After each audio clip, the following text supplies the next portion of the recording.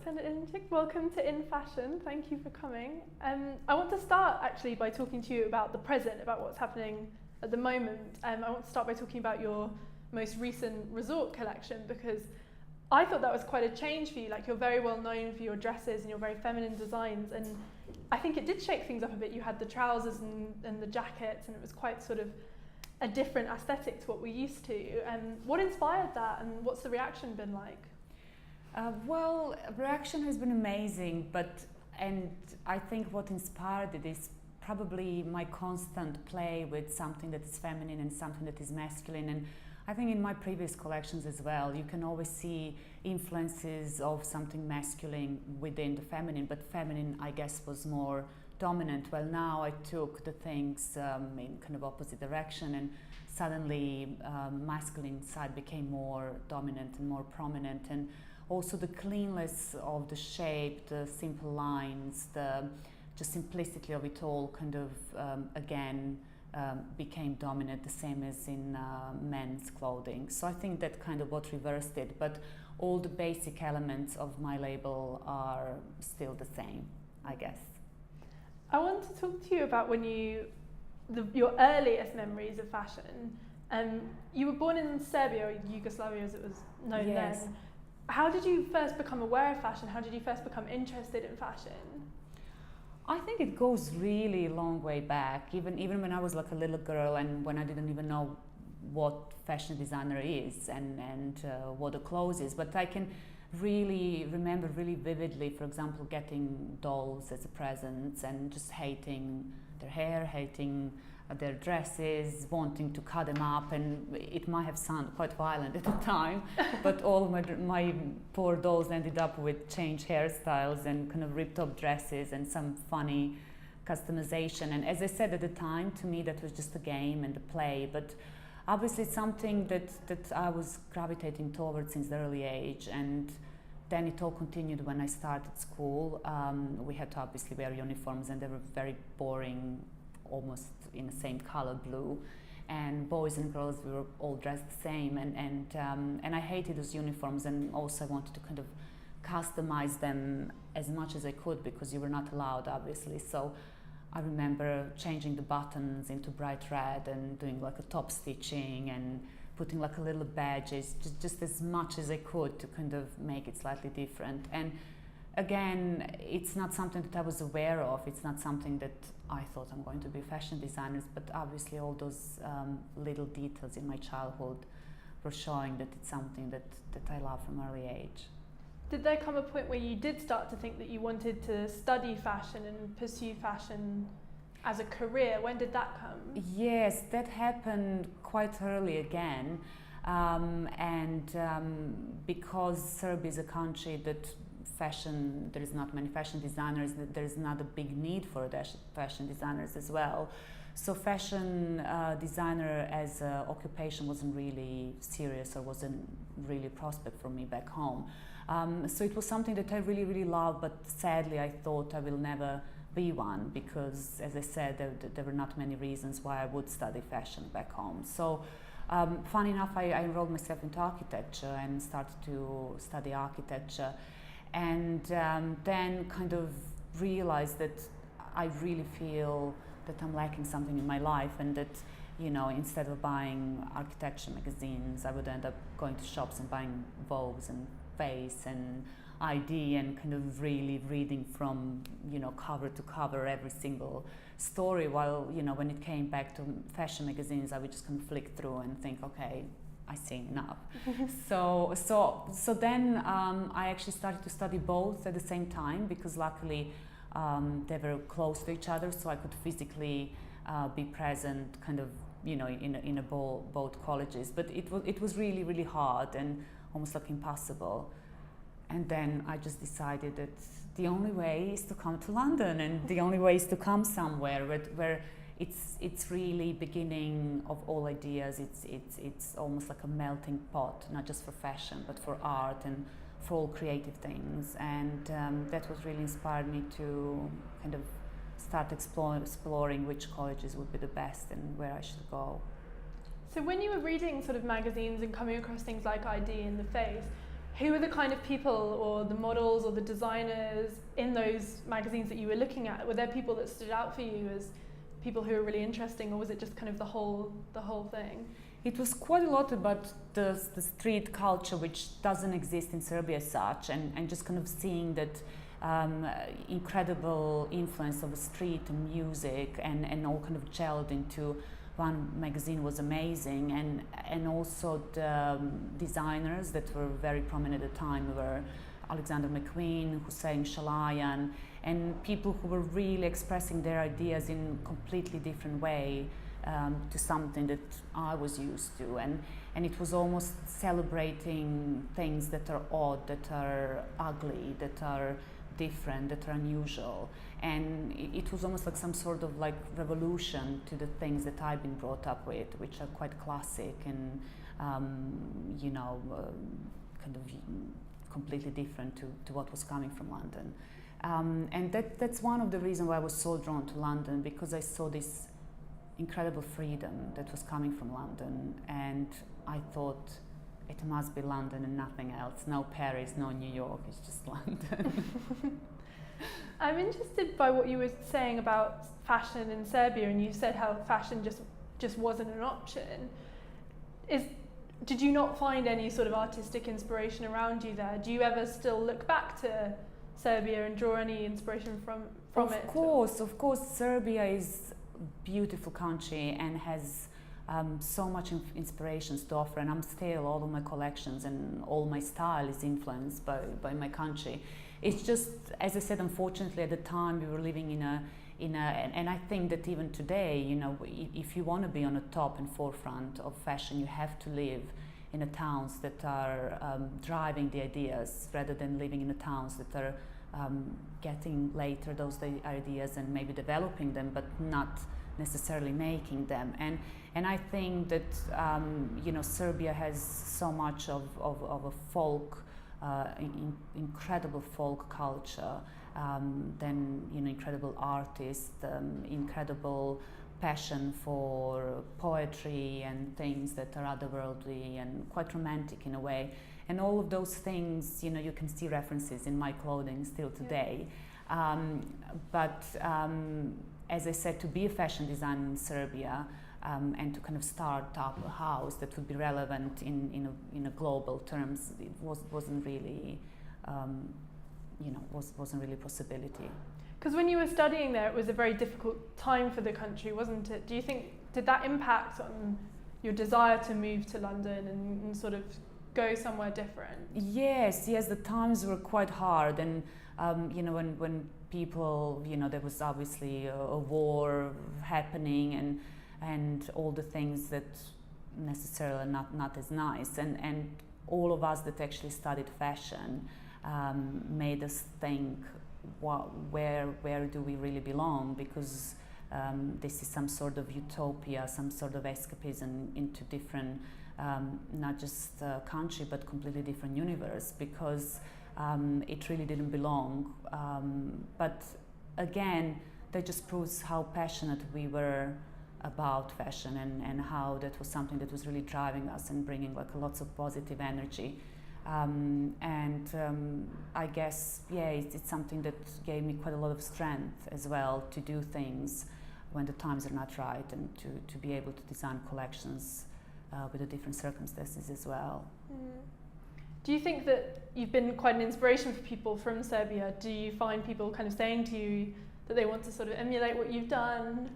Do you enjoy sort of going back and hearing those kind of responses? Yes, I hope I am. I hope I am. I think that I kind of broke that bubble that, when you live somewhere far away, and when you're removed from places that are relevant for a certain field, that it's very hard for you to break in. And I think that I kind of show to them that as long as you believe in yourself and work hard, and as long as you're focused and follow your vision, that eventually you can make many people happy and excited about your clothing, and not just clothing, in whatever you do. So yes, I hope I am inspirational to them, and I do get stopped sometimes on the street, or approached by people, and you know, they tell me how proud they are of me, and it makes me even more proud that I'm from Serbia. Oh. I want to ask you about St. Martin's, because I'd read in a previous interview you'd done that you came across St. Martin's in the kind of magazines that you were reading. Yes. While you were in Serbia. What was the point where you're like, oh, it has to be St. Martin's, I have to study there? It was Louise Wilson, really, because again, as I said, we were like those little sponges reading everything in those magazines, and I think it was ID where there was a big article about St. Martin's and Louise. I don't think that Louise was as known as Louise Wilson as she is now. Obviously she was, but not for her notorious teaching techniques and the way we all love her even more for now. So I read those articles, and then I read that all those incredible designers actually came from the same college, and I thought, there must be some sort of link. So it must be Louise that is creating, that is driving something in those people to be so unique. And I thought I must come and meet her somehow. I just must come and see if somehow I can end up in that school. Although I must tell you, I really didn't have high expectations. I really thought I would just kind of come to London. If I'm lucky, I will meet her, and that will be end of it. But luckily it wasn't. So when you got to St. Martin's, when you started studying, was it like what you expected? Was it as wonderful? How did you find your time there? It was really groundbreaking for me, and it was a big eye-opener as well, because I was taught in a very classical way, and when I studied my college back home, it was more like an art college. It was called Faculty of Applied Arts, and it actually combined history of art, fashion, costume design. So it was led in a different way, and all the tutors and all the parameters were quite kind of as you would expect in kind of like a classical college. And then I came obviously to London, and there was Louise with, you know, openly saying, screaming, swearing. And there was, again, this incredible freedom that I immediately felt that I'm suddenly appreciated by her for all the unusual things, and for all the strange things, and for all the unique things that in some way I wasn't back home, because people wanted you to fit a little bit more back home. They wanted you to belong to a certain group or to a certain way of thinking, and I always felt that I'm a loner. I always felt that I don't belong anywhere, and suddenly when I came here, I realized that thing that I actually don't belong is something that makes me special, and that's what actually Louise made me realize as well, and many other things obviously, because I guess when you come to St. Martin's, you're not sure, you're quite, unsure what you are, who you are, what do you want to take from that big wide world of fashion, and what do you want to make your signature. And I think St. Martin's teaches you to just kind of discover yourself really, and to become strong in realizing what your strengths are. I'm interested why you say sort of find your signature and your strength. Was it at St. Martin's that you started developing sort of your aesthetic and your style? Because I think you do have a quite a distinct style within your clothes. Obviously you do pieces that are very different from each other, but I think there is definitely sort of a core aesthetic and idea to your work. Is that something that stems back to your time at St. Martin's? Did that develop then? Yes, well, before I came to St. Martin's, for example, I didn't really like things that are maybe very me. Like, you know, I was trying to experiment quite a lot, and my things were quite dark and quite morbid, believe it or not. Yeah. I remember my portfolio was all about those dresses being splashed with blood, etc., which you would never think that is connected to my brand. And then many things really influenced for me to discover where I am. Starting with I became really nostalgic towards everything that comes from home, because I was really missing my family. I really felt that I've been just thrown into something that is amazing and fabulous and great and exciting at the same time, but then very lonely as well, because obviously, you know, English is not my mother tongue, and I wasn't fluent as I am now, and I didn't know, I only knew one person in London, so it was quite hard, and I suddenly started to realize that you know, some things that are very Serbian, like romanticism, you know, femininity, classic elements, something that I was loathing back home, because, you know, you're surrounded by it and you think, no, I want to be different. But here suddenly I realized those are the things that I like, and those are the things that I want to make mine, because like in London, the things are slightly different. It's more about, you know, being rebellious, being, you know, going against the grain. And I went against the grain, but with the things that are quite classic and quite beautiful. And I just kind of, I guess, try to rediscover the beauty in my own way. And that's what I kind of started to discover at St. Martin's, and I'm doing ever since. I'm still doing it. So it's still the long journey that started there. You mentioned kind of there is this very distinct London aesthetic, and that's something that I think most designers working here do recognise. When you were at St. Martin's, did you become aware of that? Sort of who were your contemporaries when you were studying there, and did you look at the work they were doing and sort of take elements from it into your own work? Yeah, I mean, you obviously become very aware. I think it's really important that you are very well informed about everything that is happening around us, and you know, by being here you're much more involved and informed than, you know, when you're living somewhere abroad and just kind of reading a few magazines. So obviously I did become much more informed, but I don't think that I was necessarily influenced by those designers. I think that I was just influenced by the life in London itself, and something that you know, changed me by being here. So I think that that's mostly what influenced me, and also the desire to come up with the things that are different. So at the time, you know, when I was later picked up by Fashion East, I was one of the first designers to do dresses and to do on such scale, and to do dresses for cocktails and for evenings, and that was almost like in London something that nobody wanted to do. And as being as I am, as not wanting to belong to anything, I kind of thought, well, actually, I want to do dresses. You know, I want to do something that nobody else is doing. So it was kind of starting to belong to London, but kind of in my own way, if that makes sense. No, that does make sense. I want to ask you about something else to do with your time at St. Martin's, which is you modelled when you were at St. Martin's, didn't you? Did that affect sort of how you saw femininity and the female body, and do you think that had an impact on your clothes?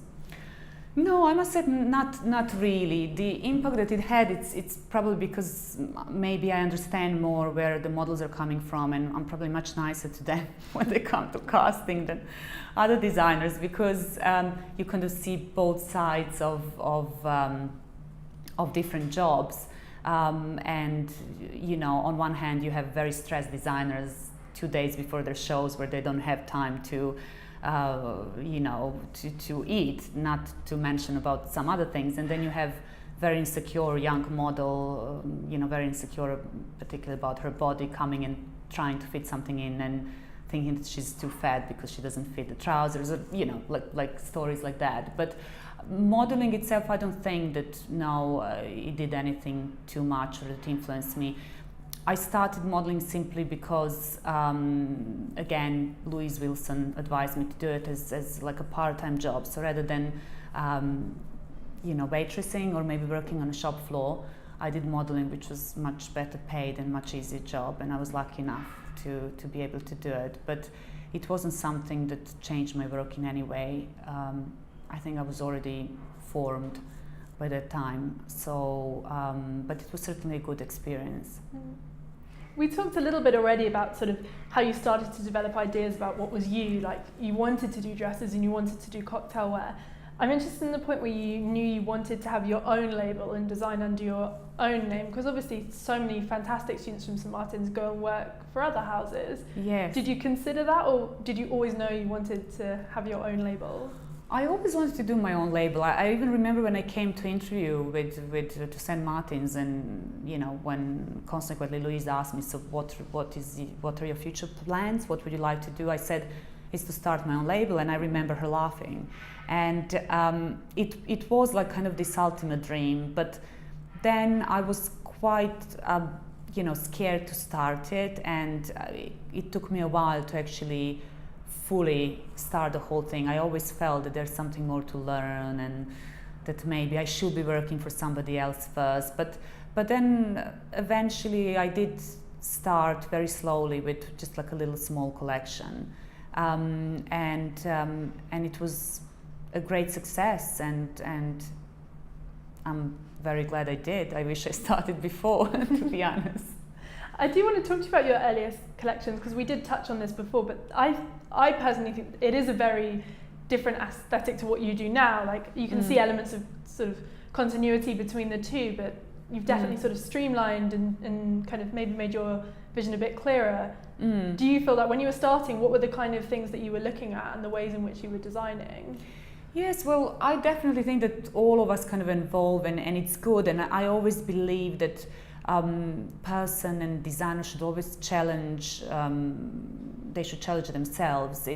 That's the biggest challenge, is to always kind of constantly try to move on and to discover something new, and to see the things that you're doing could be even better or more focused or different. And I think that's something that really drives me, that kind of just kind of desire to move on and to challenge what I'm doing, while always staying true to my kind of core idea, which is making women beautiful in their dresses. So obviously when I started, and I don't think it's just the case with me, you get into the whole thing and the whole business quite naively, I can say. So you're completely unaware of commercial importance of the things.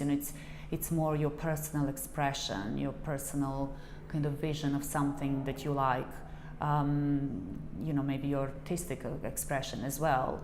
But fashion is there to be sold, and is something that should be worn by many people. So eventually you kind of go through different circle and learn different things, and accordingly to what you learn, you kind of adjust your fashion as well. And I agree with you. I think that maybe now my fashion is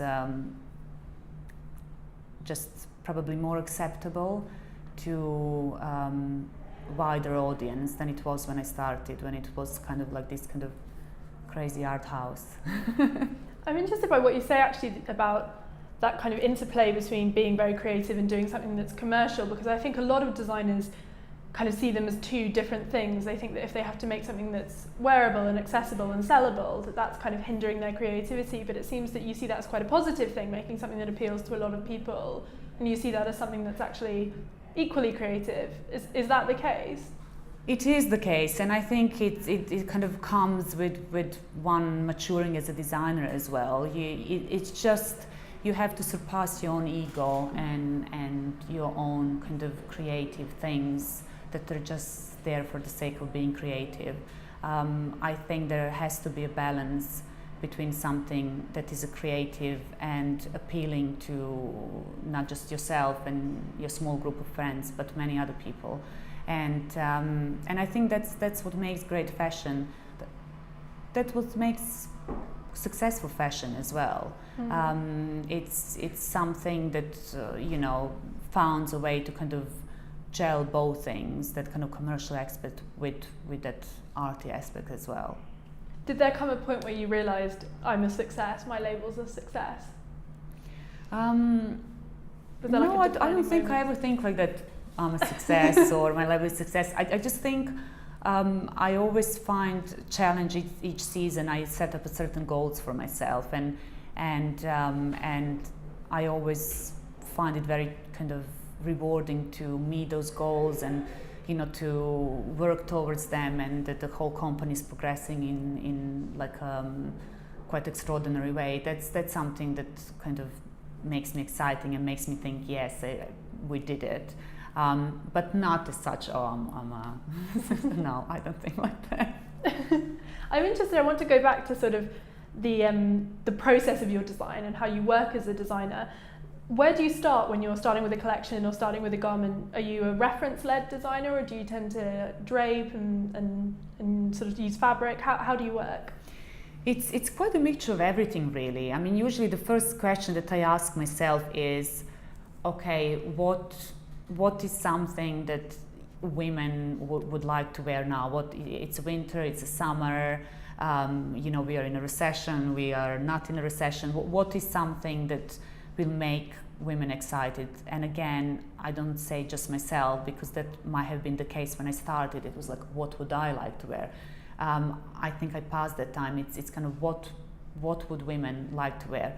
That's usually how I start, and then I go into like quite a prominent research. I love referencing certain things and changing them into completely different things. So it's nice to start somewhere and end up to completely different things. So I do that, and then I love drawing, and I find that really important as well. So I would probably sketch a collection, then drape the collection, then go into whole pattern cutting as well. So it's a process that kind of constantly changes. So it's something that kind of starts with the idea, and I think that first part, it's probably the hardest, when you're just kind of still thinking, what should that idea be? And then as you go along, it kind of gets easier and easier, because you have all those references, all those drapes, all those drawings, like quite a big library of things to take from. And then you just kind of, gel everything as you go, all the way up to the show, all the way, even like hours before the show, the things could still change. So it's really exciting, once you see that show happening and you see the collection, the collection is finally done. All the thinking and creating is done. Those original ideas, you mentioned having sort of the inspiration behind what you're doing that season. Where do you tend to get those from? Is it from artists or other designers? Are there people whose work you really admire, or can it be something really small, like a particular person or yes, a particular object? Again, it's like, combination of many things, and sometimes it can be just like a really some tiny little things that you discovered completely by chance when you were on a train, and I don't know, it's one of the collections was inspired by Legos, but my little daughter's things that were constantly in front of my eyes for like 6 months, and somehow they found a way to kind of inspire me to make the whole pre-fall collection inspired by them. So it's just like a little things, like really like simple things like that, to something completely different, like Resort was inspired by Elsford Kelly and Kazimir Malevich, my longtime favorite. So it's just, again, kind of combining those two artists in completely two different culture, one American, one Russian, and just kind of mixing them into one thing. So it can be really many different things, but at the end of the day, that inspiration is a woman. That's, I'm probably lucky that I'm a woman as well. I guess I'm very happy being a woman. So it's I guess it's easier for me to kind of just project what other women similar to me or living in similar circumstances would like to have, and just kind of create the magic out of it. I want to talk to you about that, because you like being a woman, and women are clearly so central to your designs. And from my perspective, I think you're part of this kind of successful group of young designers, like people like Jonathan Saunders and Richard Nicole and Marios, who are all kind of happen to be male. It's a similar generation to you. Did you ever feel that? Did you ever feel that you were kind of one of the only women out there who was doing something for women in London? Was that something that occurred to you? Or? Yes, it did occur to me, because for a long time I was one of the rare women here in London from a kind of younger designer generation, and those names that you just mentioned are exactly kind of the people that kind of I was surrounded with. They're all really good friends, and I think what was exciting to be amongst them, I mean, one thing that I don't regret is actually starting, although I said earlier that it's a shame I didn't start my label earlier, but actually I'm very happy I didn't, because I ended up surrounded with those great designers like Jonathan, Richard Nicol, Marius, Christopher Kane, and we ended up almost kind of starting this big excitement about London, and somehow it seemed that everything started to happen, and that there were many of us that kind of somehow started down all labels at the same time, and then after us came all the others, and now it's such a big group of such exciting young names. But yes, at the time I was the only one, and I don't know, I really liked it, because obviously being the only woman with all those boys, it's a very nice thing. But at the same time, I think that in general my aesthetic is just kind of designing from a woman's perspective, and designing things that are really comfortable, that are really kind of answering all the needs of very busy life. That means that, you know, you're at work and you don't necessarily have a time to change, to go to a party or somewhere, so you can wear that same dress that works both for day and for evening, and all those things that, I don't know, maybe boys didn't necessarily think about that quickly, you know, more kind of like a practical reasons. And I find that as a big as a big milestone in my work, that actually it's labeled that it's designed for women, with kind of thinking about women's needs. So we did talk a little bit about this before we started filming, but I want to speak to you about some of the women who have worn your clothes, because obviously that's really, really associated with your brand. Some of the incredible people like Samantha Cameron and Michelle Obama and Kate Middleton.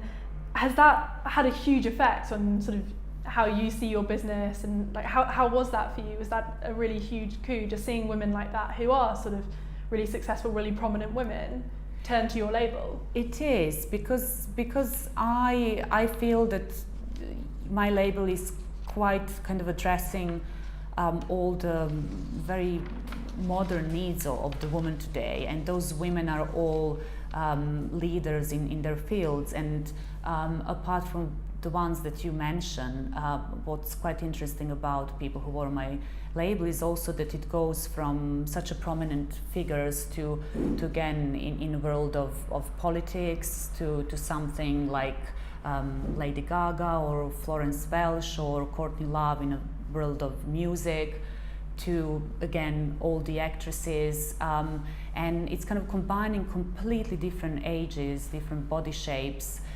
different backgrounds, and sometimes I even sound boring saying all the same things, but it is interesting how all those women are different, but that they all have one same link, which is that they're all quite independent, not quite, very independent, very modern, very conscious of who they are and what they want. And I'm just incredibly proud that my clothes is appealing to those type of women, and that's something that is really kind of driving me to continue doing things that I'm doing, and it's something that is proving that what I'm doing is right, I guess. I think because of maybe the type of women who've worn your clothes and some of the pieces that get the most sort of airtime, people do associate with kind of these quite very wearable, very feminine, very pretty designs, but you do, we talked about it earlier, have a kind of a darker, more outlandish streak, definitely in a lot of your work. Do you feel that sort of doesn't get seen as much? Does that annoy you at all, or are you happy to kind of have the more wearable pieces being the ones that are out there? Yeah, well, first of all, I couldn't quite call my designs pretty. I must say I kind of slightly disagree with you. I think they're beautiful. They're beautiful in a classic way. They're classic, and they definitely have that strong element that is driven from some classical notions of beauty. But they're not pretty because I personally don't like things that are pretty unless they're pretty for all the wrong reasons. So actually, I think what they have is certain twist on that beauty, you know, something that makes them quite sharp, bold, and again, like a modern and chic. And that's something that I think appeals to women because, you know, just the possibility to kind of stand out in a crowd, but not in a really kind of completely like a loud way, or you know, to be noticed, but you know, to be noticed in sort of like a more discreet way. I think that that's something that appeals to many women, and yeah, something that I hope I'm doing. Are there particular women from any genre, whether it's women that wear your clothes or women involved in any aspect of life, are there women that you do look at and you look up to and who've sort of inspired your notion of what women can be? Yeah, well, there are many women, old women that wore my clothes, to be honest with you. They became big inspiration as well. And now when I'm designing for my collections, I kind of, you know, have all of them in mind. So I'm having many women on my mind when I'm designing. My mom is a tremendous influence. She always was. She's a very strong, independent woman, very stylish as well.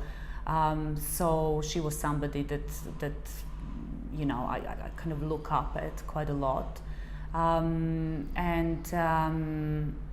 Yes, I guess I can't kind of pinpoint one or two or just few particular women, but all those women in general, all the strong women. Do you design for yourself as well? Do you ever make a piece and just because you want it and you want to wear it? I think that's very important. I think you can't be detached and removed from your clothing. Designing is something very personal. It needs to come from you. So of course that everything that I design, you know, I believe in, and therefore, you know, majority of the things I would wear. However, there are pieces that are maybe too short that I wouldn't wear.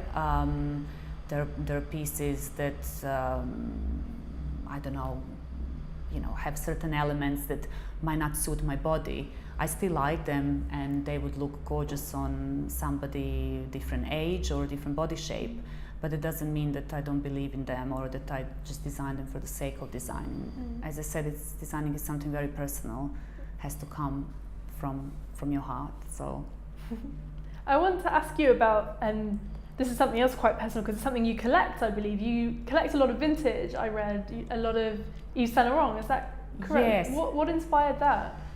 Again, that's inspired by my mom. She was a big Yves Saint Laurent fan, and you know, she used to go to like Paris and come back with gorgeous skirts or jewelry or dresses, and it's something that I grew up with. And when I came to London, I was almost like obsessed with the thrift shopping and car boot sale shopping and incredible Yves Saint Laurent pieces, vintage pieces that I could find almost for fraction of their price. Like, you know, I'm talking about £5 or £10, and I just started to build this like a big archive that then grew and grew, and yes, I can definitely say that I'm a big Yves Saint Laurent collector, and I don't even stop now. It doesn't have to be cheap. If I like it, I just buy it. Do you draw inspiration for your designs from those kind of vintage clothes? Because I think there's definitely an element of heritage and yeah, the past. Always. I think also the color clashing, the use of color, the use of unexpected combinations. It's there. Lots of volume, lots of strong shoulders. I think you can see the influences there for sure. Yeah. And you've branched out quite a lot recently. Obviously your label's been really successful in very difficult times, which is really impressive, but you've branched in things like children's wear and swimwear. What's next for you? Where are you? Would you go into menswear, or do you think you will always stay in women's wear? What's the plan?